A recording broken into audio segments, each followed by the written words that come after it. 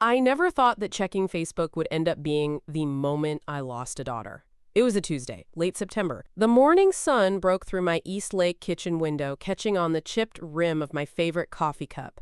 I had just buttered a slice of toast when I tapped my phone and saw Hope Hayes beaming back at me from Piedmont Chapel's marble steps. Her lace trains spilling down the stone like a ribbon of secrets. Devin, in a Navy suit, grinning like he'd caught the last train to a better life. And there, on either side of them, stood Eleanor and Franklin Hayes. Not a single blood relative of mine in sight. The caption read, "Family complete ring sparkles, #Hayes ever after." I sat slowly. I remember that part more than anything, the heavy way I sat. My body understood before my mind did. My hand trembled over the crust of toast, and for a minute all I could hear was the clink of the ceiling fan chain tapping rhythm against the silence. I must have stared at that screen for a full 10 minutes. I clicked through the album, bridal suite curls, first dances, his mother adjusting her veil, cake slices, candlelight. A photo of Hope and Devin clasping hands in front of the chapel doors. My chapel. The one I helped fund with quarterly pledges and bake sale proceeds. And not a whisper, not a call, not a chair saved for me. 3 months earlier, she'd said they were just tossing around ideas, that they weren't rushing anything. I'd even brought her a binder. Hope loved my organizing habits once. "Too soon, Mama," she had smiled. "We're not there yet." I should have known then. The avoidance. The missed calls. The sudden Aspen Christmas. But it was the photo that broke me. Not her in white. Not his arm around her. It was the caption. Family complete. I placed the phone down on the dining table, next to the pen I'd used to sign the final sale papers that very morning. The house I had given her for graduation, deeded no strings, had gone for $312,000, and I had just wired every cent of it into a new trust in my name only. I stood, walked to the sink, rinsed my hands in cold water, and blocked her number. I didn't cry. Not yet. But I would. 3 months earlier, in late spring, we were seated side by side on the patio of Bread and Butterfly, sipping lemon verbena tea under the soft clatter of silverware and birdsong. Hope's skin glowed golden under the filtered light, her nails freshly done in a pale pink she called bridal blush, though she laughed it off when I noticed. "Oh, no date yet," she'd said, adjusting her sunglasses. "We're just in idea mode, a Pinterest phase." Her tone was easy, disarming, the way it used to be when she was in high school and wanted an advance on her allowance. I believed her. Just like I'd believed her every time she swore she'd pay me back after grad school, or when she said Devin's parents were so down to earth, despite the way Eleanor looked at me the first time we met, scanning me like I was a broken antique chair someone had pushed into a formal parlor.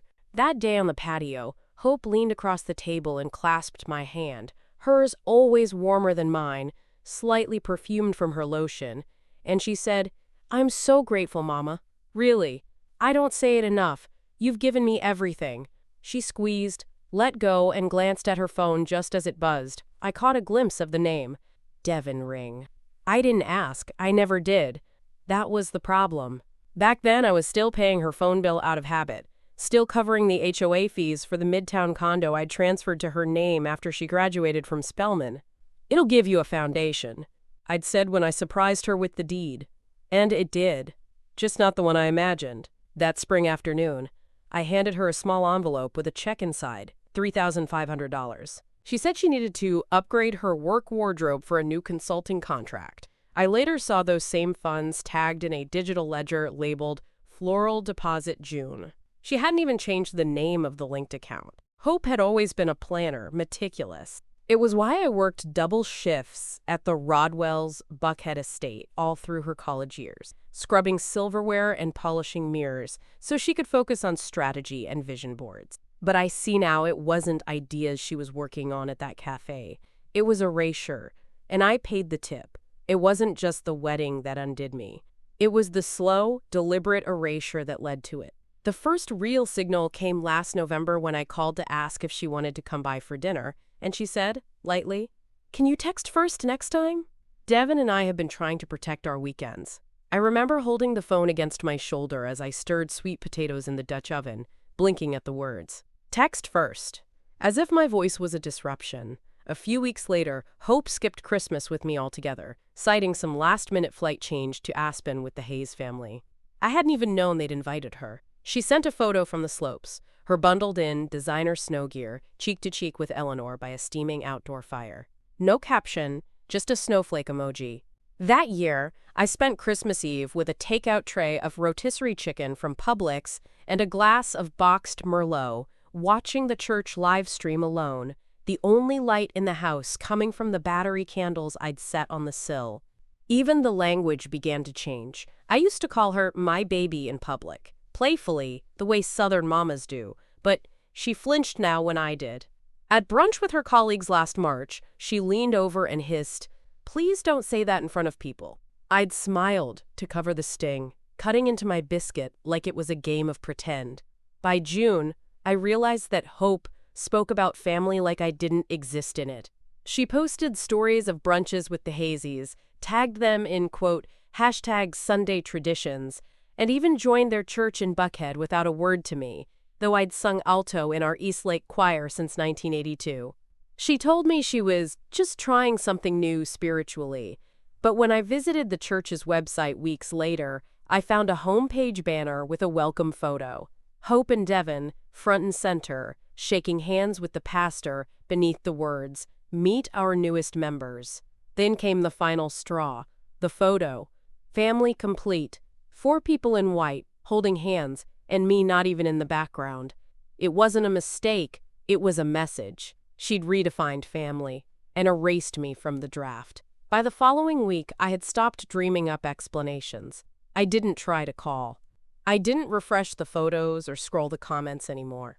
Instead, I sat at my kitchen table on a humid Thursday morning, pulled out the old accordion folder where I kept every financial document since 1979, and started making a different kind of list. First, the Joint Emergency Fund. Years ago, I had opened it in both our names after her car accident, meant for rainy day things, she called it. I logged in, checked the balance, $82,500, and by noon, I'd transferred every last cent to my personal money market account. The bank called to confirm. I told them I'd prefer all future communications go through Denise Coleman, my attorney of record, and handed over her contact information. Next, I contacted the HOA at 1832 Magnolia Terrace, the Midtown condo building, where I'd once imagined spending holidays with grandkids. I instructed them to reroute all estate mail and maintenance statements to my lawyer's firm. No more letters slipping through my daughter's hands. That afternoon, I began packing. Not clothes, not yet, just the things that mattered. I wrapped my mother's silver comb set in tissue and slid it into the bottom of my cedar trunk. I took down the old wedding portrait of my parents from the hallway and stored it between bath towels for cushion. Every item I packed had a story Hope had stopped asking about years ago. I pulled down the quilt my grandmother stitched during the 1930s, the one Hope once called a little dusty, and folded it gently into a linen-lined box. By the time the sun dipped behind the neighbor's magnolia, I had filled 5 containers, not of what I needed, but what I refused to let her touch. That night, I changed the passwords to every shared utility account, including the digital mailbox I'd once let Hope access just in case something came up. I also downloaded every transaction record from the joint fund for the past 5 years and uploaded them to a secure folder Denise could access. By Saturday, I ordered new locks for the front and back doors. They arrived in a brown box with no return label, just the promise of a fresh boundary. It felt like breathing after months underwater. By Tuesday, I was sitting across from Denise Coleman in her corner office at Grant, Hayes, and Riley, the sun angling off the glass behind her, casting long shadows across a desk crowded with manila folders and precise legal stationery. Denise, meticulous and firm, had been my estate attorney since the year Hope left for college. She'd seen me through probate after my father passed, helped me untangle the refinancing on my Eastlake home, and now, without a flicker of hesitation, she slid a fresh folder toward me, marked Living Trust, Reverend October. She spoke clearly, like always, no legal padding. We're reinstating sole ownership of all property and assets, and reassigning executor privileges. I've also added an inheritance clause under abandonment with malice. I read the phrase twice. Abandonment with malice. It was like seeing truth carved into stone. The Midtown condo, the one I'd signed over to Hope in 2019, was our first focus. Denise walked me through the deed reassignment strategy, pointing out that because Hope had never assumed full tax or utility responsibility, we had leverage for reclassification under undue influence and incomplete transfer. "We'll begin by updating the title with the county," she said, tapping a sticky note attached to the file. "Then we draft a revocation of beneficiary rights. She'll receive formal notice through the office." A small pulse throbbed behind my temple, but I nodded. This wasn't revenge. This was reclamation. Denise printed an updated POA form, revoking Hope's access to my healthcare directives and financial decisions. Effective immediately. I signed with a steady hand. The ballpoint pen left an impression in the paper, deep and final. After the paperwork was scanned and filed, she turned the monitor around and showed me a new account dashboard. "This is your trust account. You're the sole trustee. The condo proceeds, $312,000, are now protected under your name only. It's airtight, Clara." The room felt cooler suddenly, as if the building's air system had finally caught up with the weather. I looked down at the simple contract, the line where my signature glowed faintly from the scanner light. It was all mine again. Not just the money, but the choice, the breath, the terms of my own life. Hope's name, once woven into every corner of my future, now appeared only in the margins of a legal file. And that was precisely where it belonged. The breadcrumb arrived, disguised as joy. A congratulations email from Crate and Barrel hit my inbox on a quiet Wednesday morning, sandwiched between a utility bill and an old friend's forwarded prayer chain. The subject line read, "Devon and Hope's wedding registry is live," complete with a mock-up image of a pastel blender and the words, "Happily Ever After starts now." I stared at the screen, unsure whether to laugh or scream. My mouse hovered. I clicked. There it was, a curated collection of overpriced appliances, monogrammed linens, and glassware chosen with love by Mr. and Mrs. Hayes. I scrolled, numb. Champagne flutes, $189 for 4. A brushed brass flatware set, sold out due to high demand. Personalized luggage tags with the wedding date engraved, May 27th. May 27th, 3 weeks before I last saw her. 3 weeks before we'd had lunch at 6 Feet Under, and she'd called their engagement loose. She'd smiled then, said, "We're letting the season guide us." I had nodded, like a fool, paying the bill and offering to help with florals when the time came. That date was no accident. Neither was the registry email. Her deception was methodical, premeditated, and polished for presentation. But the paper trail had a rhythm, a faint hum of arrogance. People like Hope, who count on everyone else to clean up after them, rarely cover all the smudges. I printed the registry page, highlighted the date. I pulled up my Gmail search bar and typed Hope plus wedding, and there it was. A saved calendar invite to a bridal luncheon, April 15th, set to repeat monthly, sent from her other email account, the one she used for work, the one she thought I didn't know about. In my old spiral-bound ledger, where I used to jot down her freshman dorm supply list, I now began a new column, receipts. I added the Crate and Barrel email, the invite, and a delivery confirmation from a boutique called Rose and Rue. Billed to Hope Hayes, Magnolia Terrace, Unit 4C. I was no longer the woman who paid without question. I was collecting now. The deception wasn't passive. It wasn't omission. It was orchestration, with a guest list and a gift table. And I'd finally stopped pretending. She simply forgot to tell me. She had excluded me on purpose. And the evidence had her name on every line. I sat on the edge of my bed that night, the Crate and Barrel printout resting on my lap like a bad test result, and pulled open my laptop. The screen cast a pale glow across the quilt my mother stitched in 1938, now spread across my knees like armor. It was time to verify what I already suspected.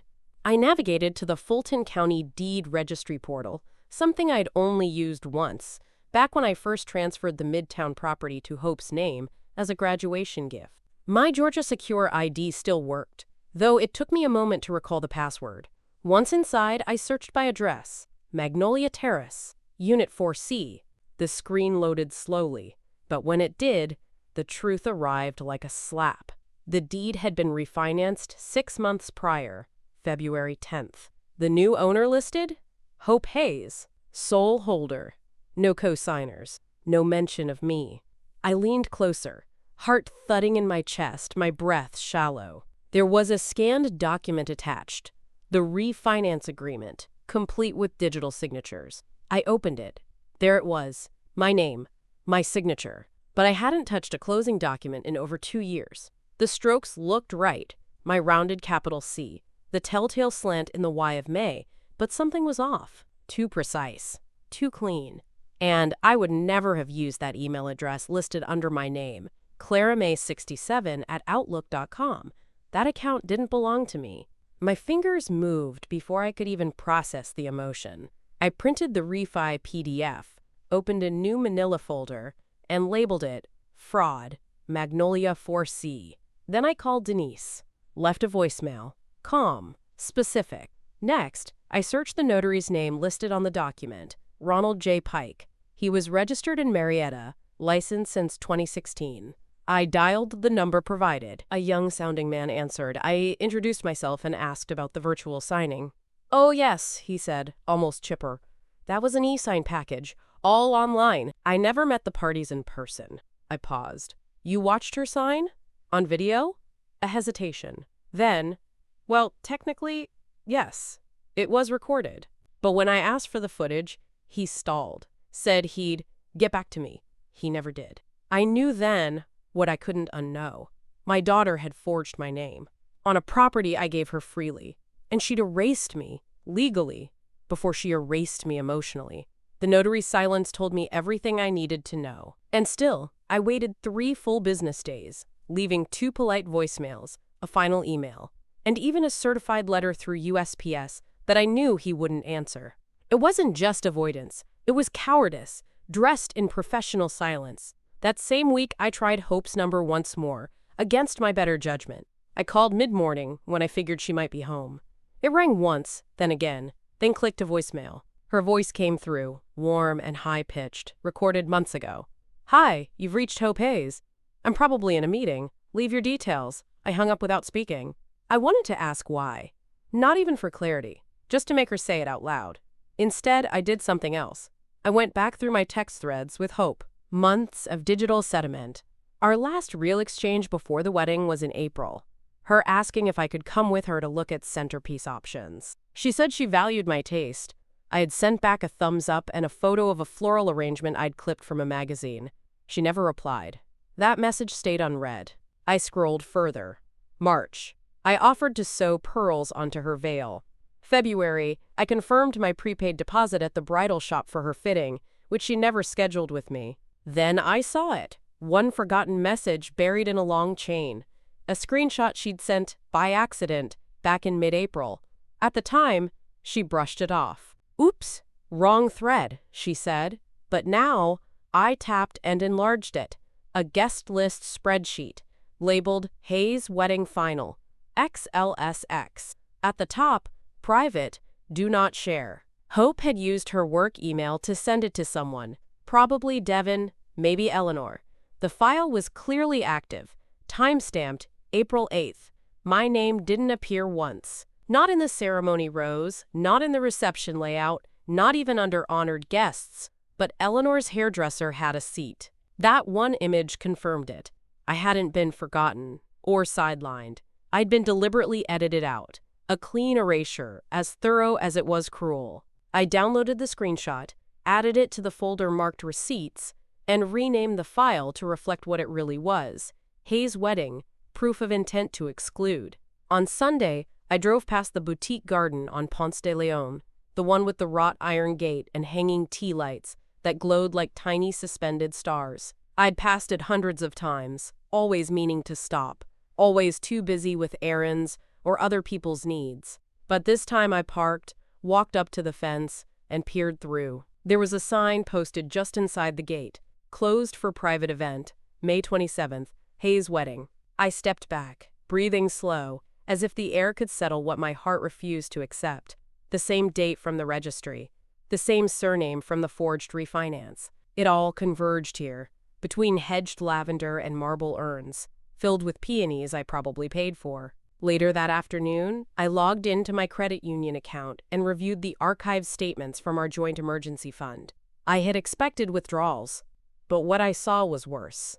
On May 12th, 2 weeks before the ceremony, a $9,870 payment had cleared to a catering service called Laurel and Juniper. I remembered the name.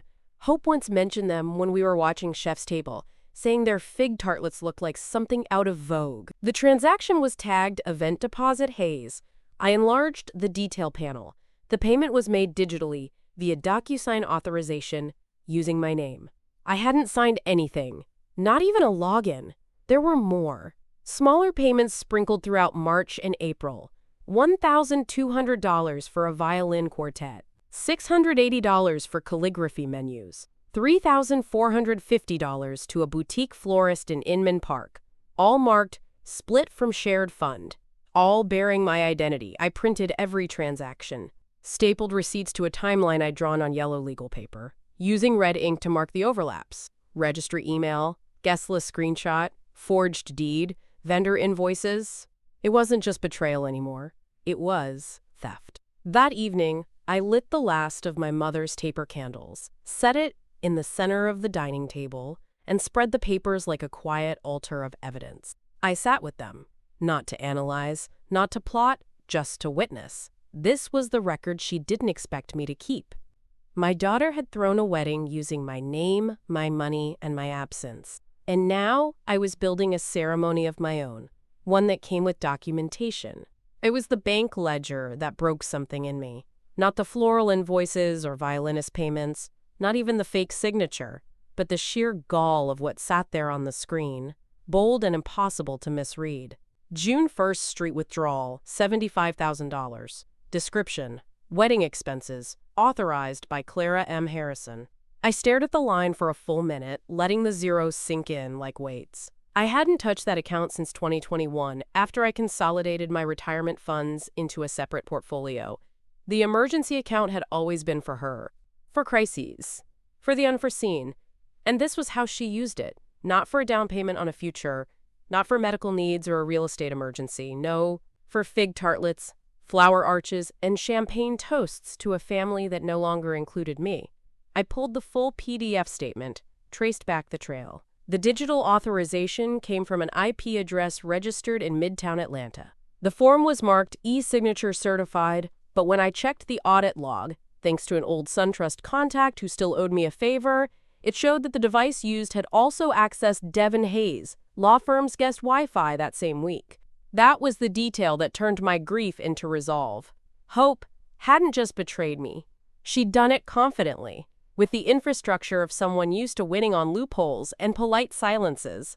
I printed the transaction log, slid it into the growing folder I now carried everywhere, evidence clipped neatly, annotations in blue ink. I added a sticky note: violation of fiduciary intent, co-owned account abuse. My hand shook only slightly as I wrote. That afternoon, I gathered every paper, every receipt, and placed them in chronological order. Then I wrote a single line on a fresh page. Total taken without consent, $92,145. I underlined it once. I no longer saw this as abandonment. This was execution, not of love, but of trust, of legality, of the decades I'd spent building a foundation she could choose to grow from. Instead, she'd taken pruning shears to the root.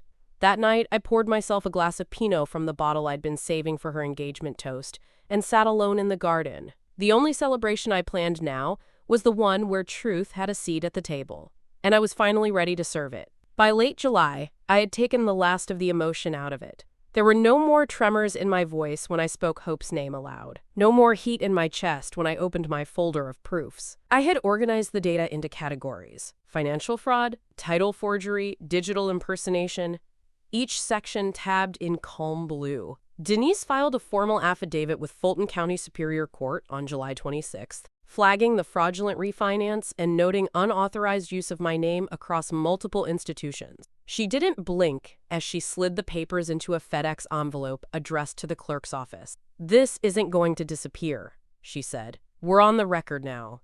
While the court opened its inquiry, I turned to SunTrust's fraud division. I met with a woman named Teresa Harland in their downtown branch, a sharp-eyed manager who took one look at my printed account statements and narrowed her focus. This signature pattern, she said, pointing to the digital form, has been flagged before, a known issue with third-party e-sign apps that don't validate properly. She logged into an internal portal and added notes to the file, then escalated the case for a formal investigation. Your account will be frozen temporarily, she warned, but your funds are protected. We'll issue a new account under your sole name.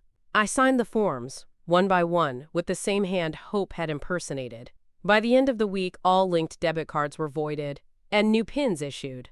I revoked all third-party access, including the shared family cloud drive, where I used to upload tax documents and health insurance forms. Every file, every login, every door she might have used, I sealed them behind passwords she would never guess. The final lock was symbolic. A letter to the condo HOA, removing Hope from any communication list and authorizing that all unit inquiries go directly to Denise. No more polite confusion about who owned what. I had built her world brick by brick. Now I was boarding up every window. And still, I wasn't done, because consequences aren't complete until they're witnessed. And I was just getting ready to open the curtain. On August 2nd, the house felt like an empty museum.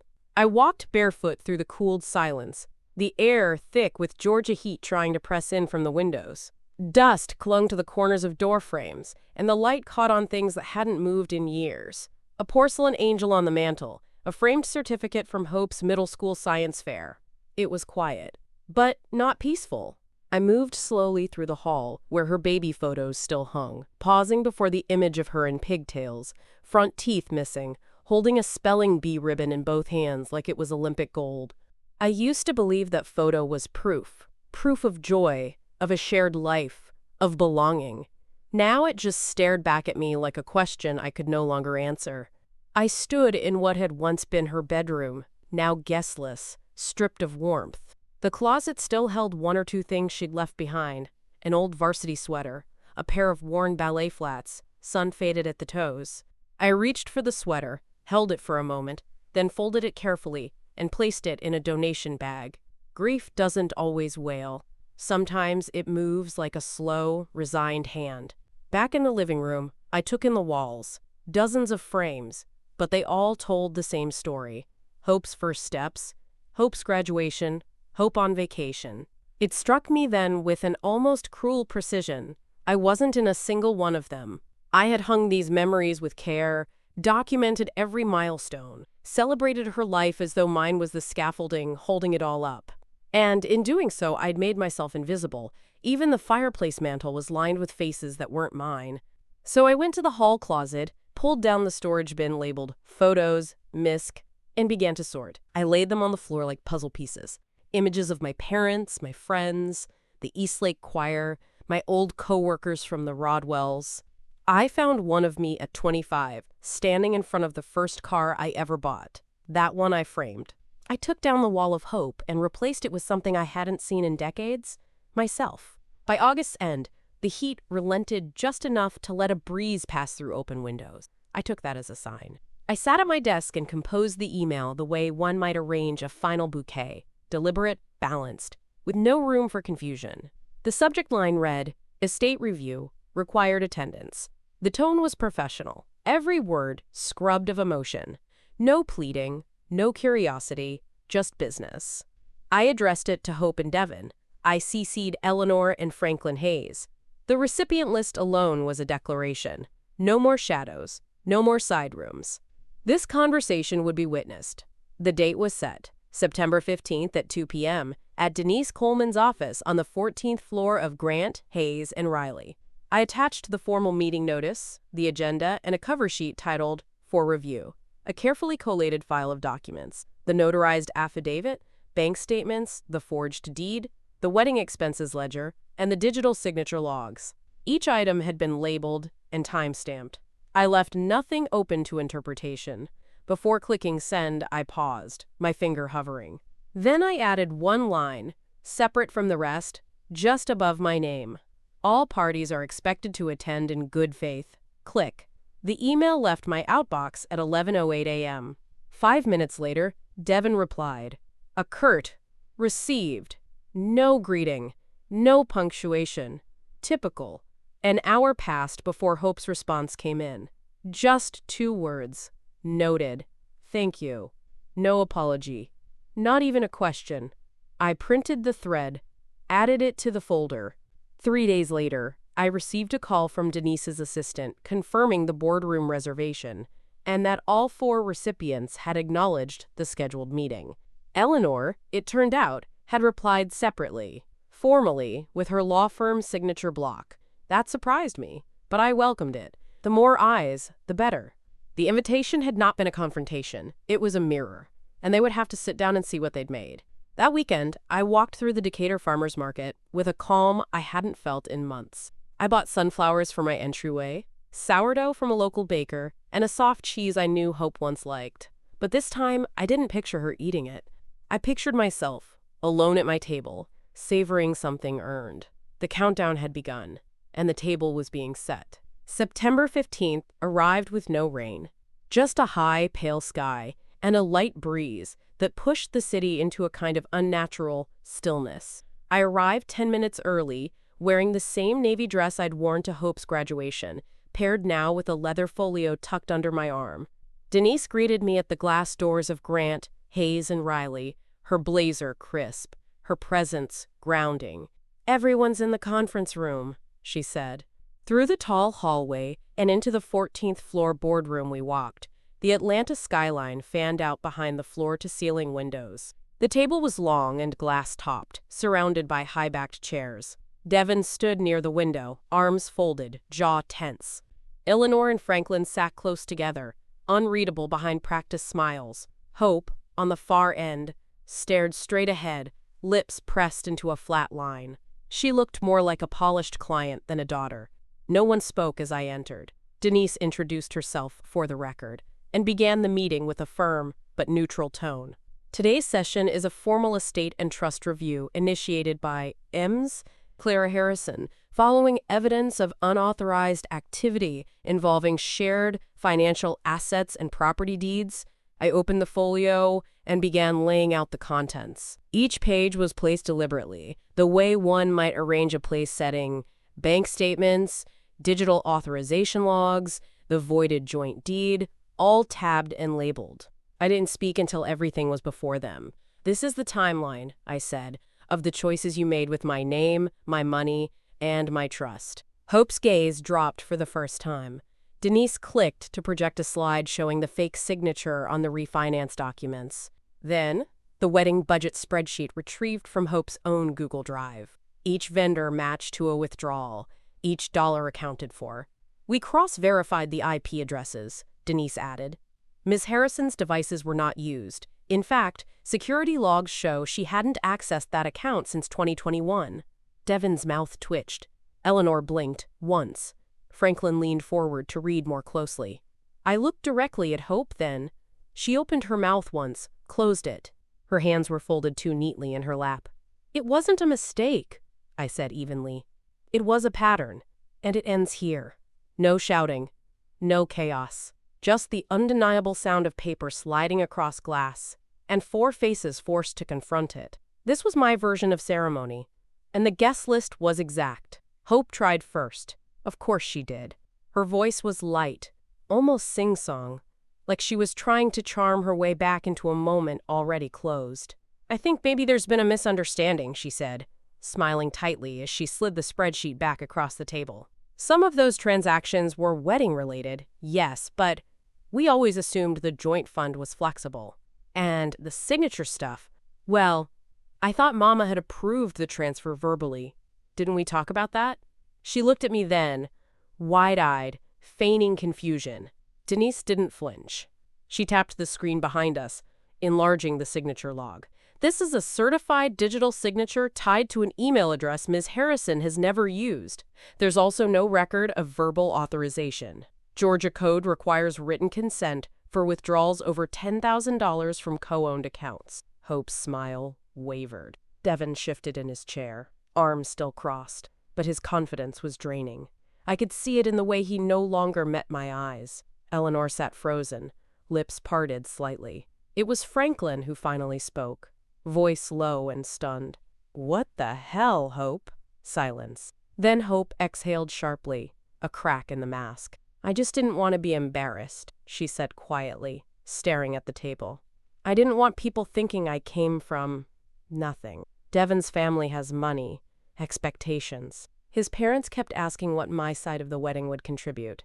I panicked. I thought, Mama always fixes things." The word mama hit me like a bruise. "You thought I would just absorb it," I said, my voice steady. "Like I've always done." Hope nodded, barely. Her fingers clutched the hem of her blazer. The room felt smaller, denser, like the air had thickened around us. Denise continued, professional and calm.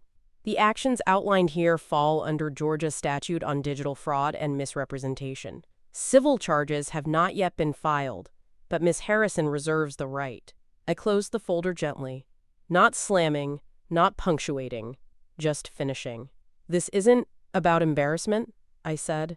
"It's about accountability and legacy, and the fact that I will not allow my name to become a footnote in someone else's story of entitlement." No one responded. There was no argument left to make. Only the weight of the documents between us, and the reality they could no longer ignore. The room sat in the hush of shame, the kind of silence that comes not from absence, but from too much truth pressed into the air. Hope's voice was thin now. She didn't bother looking at me. "I just didn't want to be embarrassed," she whispered again, like repetition could turn betrayal into something smaller. Across the table, Devon leaned back in his chair and ran a hand over his jaw, visibly uncomfortable. "You never told me any of this," he muttered, his words not a defense, but a quiet admission. "You said it was covered, that it was a gift." Hope didn't answer. Denise, ever composed, clicked to the final slide, a summary table cross-referencing the joint fund withdrawals with calendar events, registry purchases, and vendor receipts. All of it pointed in one direction: premeditation.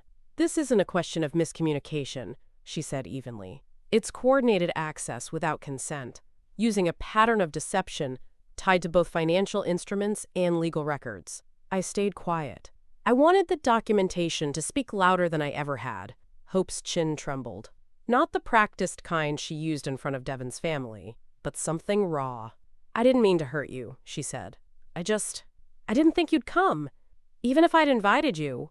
And so you decided for me," I said gently. "You planned a life around my silence." Eleanor cleared her throat, voice formal. "This is serious. Clara, I can assure you, our family had no knowledge of any of this. We were told the condo was fully Hope's, that she'd saved for the wedding herself." I nodded once. "I believe you, because believing them cost me nothing. But believing her, again, had nearly cost me everything." Franklin stood, quietly excused himself. Devon followed. Hope stayed seated, hands clenched in her lap, shrinking inside the chair as Denise began outlining the next legal steps, voice low and methodical. Revocation notices, pending filings, fraud claims. I didn't look at my daughter again, not because I was angry. That part had passed, but because something had closed. A door, yes, but also a loop. A lifelong pattern that had always ended with me folding, excusing, loving past my own breaking point. This time, it ended differently, with truth laid bare, and nothing left to hide behind but paperwork and silence. After Denise closed her binder and the projector screen dimmed, the silence settled like dust on old furniture. Undisturbed, undeniable. No more arguments. No more spin.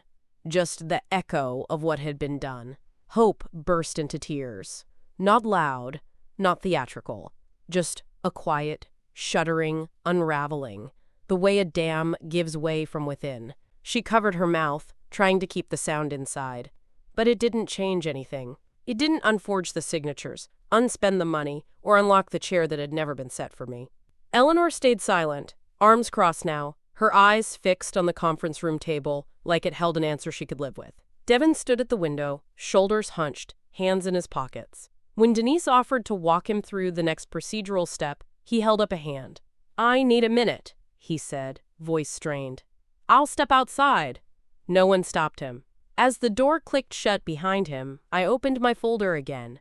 Not to restate a point, not to hammer anything home, but to complete the process. I removed the durable power of attorney document and slid it across the table to Denise, who notarized the revocation on the spot. Hope's name was struck from my healthcare directive and financial permissions, effective immediately. She would no longer be allowed to make decisions on my behalf, medical, legal, or otherwise. Next came the estate documents. She had been listed as executor once, long ago, back when I believed love guaranteed loyalty. That form too was replaced. A new executor was named, Denise's associate, a woman who had no blood claim to me, but whose professionalism had never faltered.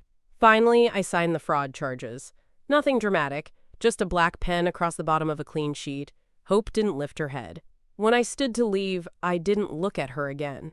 I nodded to Denise, thanked the mediator, and stepped into the hallway with the strange sensation of having returned from someplace. I hadn't won. This wasn't victory. It was clarity, hard-earned and tightly bound. In the elevator mirror, I saw myself tired, older than I'd felt that morning, but solid, rooted. Some losses, I'd learned, don't echo. They land quietly, but they still leave the floor cracked. And this time, I wouldn't patch over it for anyone. 2 weeks later, a small cardboard parcel arrived at my new address in Decatur. No return name, just my own written, in Hope's neat, looping script. The handwriting hadn't changed since the thank you notes I helped her write as a child, sitting together at the dining room table with a stack of blank cards and my fountain pen. Inside was a photograph.